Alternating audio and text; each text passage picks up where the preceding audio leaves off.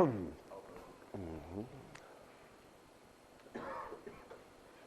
we wait for a time?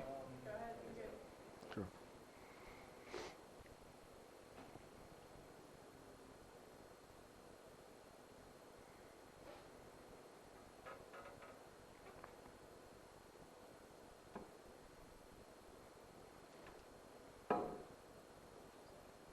Wonderful. All right. Ladies and gentlemen, we live in very interesting times, as I'm sure you know. Specifically, I'd like to talk a little bit about this upcoming presidential election, because people frustrate me a little bit. Something caught me off guard the other day. I was sitting at mess, and I was shocked to learn that my mess carver was an avid supporter of the brave and bold Donald Trump, which, as somebody who studies political science, that is very frustrating to see that happen.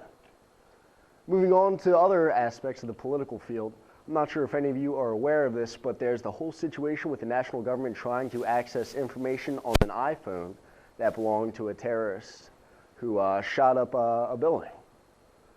Now, let me tell you a little bit, just a little bit, about the way laws work in the United States. There's two main ways we conduct ourselves. One is by doctrine.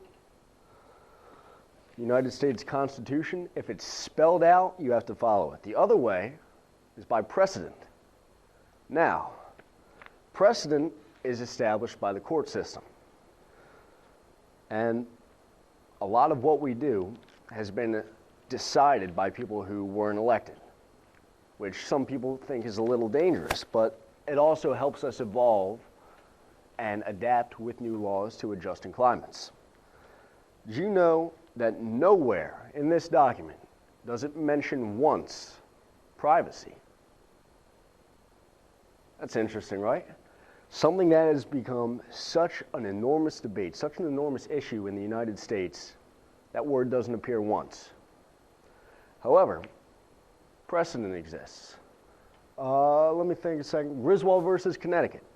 Is anybody familiar with that court case? Maybe, maybe not. If not, it was essentially an issue of, if you're doing something illegal, should you be forced to divulge your own personal information and give it up? That case in particular, there was a contraceptive clinic, and at the time contraceptive was illegal. And they were being asked to give up their client list, and they said, no, we will not do that. Precedent.